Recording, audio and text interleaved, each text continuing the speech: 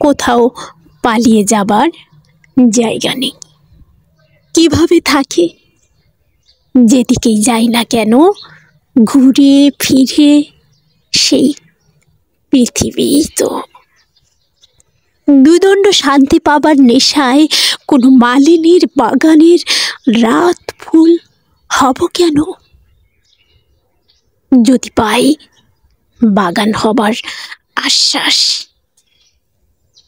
ভেবে দেখতে পারি নিহিতম অন্ধকারে গিয়েও তো সেই মানুষকেই মনে পড়ে মানুষের। সেই সমুদ্র, সেই প্রজাপতির বন, তাহলে তাহলে কিসের শান্তিশ্রম? তাই আমি কোথাও পালাতে চাই না।